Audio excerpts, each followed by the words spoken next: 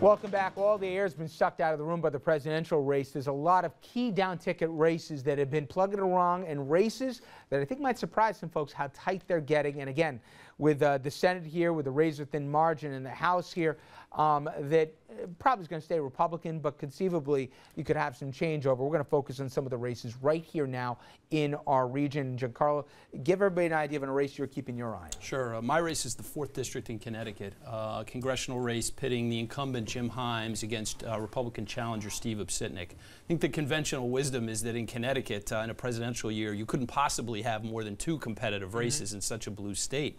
But the reality is you do.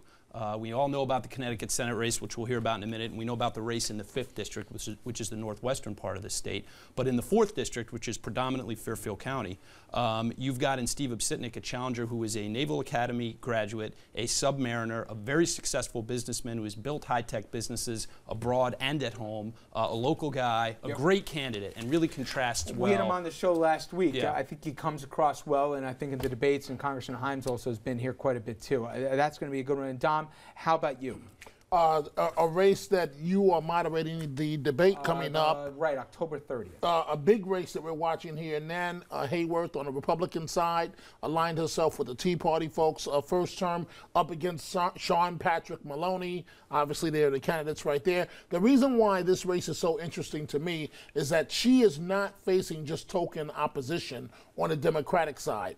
Sean Patrick Maloney is worked in the Clinton administration. He's somebody that you don't sleep on. And I am telling you, this guy may finish strong. I understand that a poll is coming out tomorrow in this race. We'll see what the numbers are. But this is one that may go down to the end. Well, I can tell you, they had a conversation with the editorial board at LOHA today, Journal News, and it got real feisty. So neither of them are shrinking violets. And we also know Nan Hayworth has made an attempt to really position herself maybe differently than 2 years ago in terms of being as far aligned with the Tea Party. And then on the flip side, Maloney's had to combat issues about his residency and how long he's been in district. So they both certainly can speak pretty good on their feet. I think that'll be good. Evan, how about you?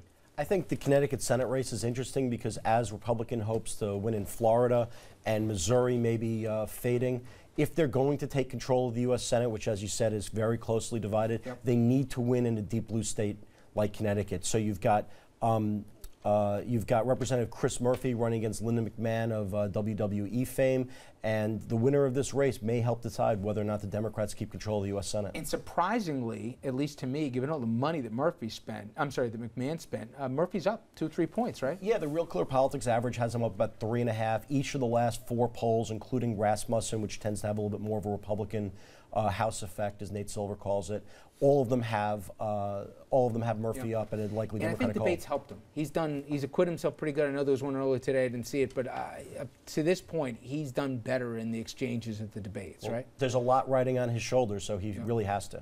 And I also think our good friends, both Chris Shays and also Mr. Simmons here, both former Republican congressmen from the state of Connecticut, have made it pretty clear they will not be rallying the party behind Ms. McMahon here. So that's also under a challenge for it. Now, Andrew, you go back to New York for a race you're looking at, right? Yeah, there were like 5 races in our area that I was toying with hitting on, but I wanted to go to Staten Island for the New York 11th, and Representative Michael Grimm.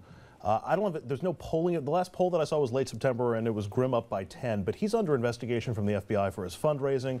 There was the brick through the window incident with with those questions. You got some nasty ads that are being run. Now you've got Ed Koch, who's endorsing Mark Murphy in this race. So I think there may be some movement here. And if there's an incumbent Republican in our region who may get knocked off, I think it might be Michael Grimm. We'll have to see when the polls come in. Okay, and a note here for everybody. We've got debates coming up. We did one.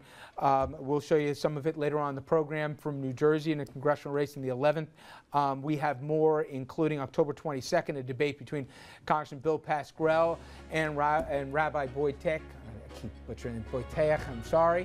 Next Monday, of course, we'll have complete coverage that same night of the presidential debate, the 3rd and final one. Out of Florida. Then on October 30th, we'll have the debate between Congresswoman Hayworth and challenger Sean Patrick Maloney. We'll also be sitting down with Joe Carvin and the incumbent Nita Lowy here in the Westchester District as well. So a lot to come up in terms of debates. When we come back, though, we're going to take some snapshots from the campaign trail. A little tip here. If you don't know your sports as a politician, don't fake it. We'll show you why. Stay with us.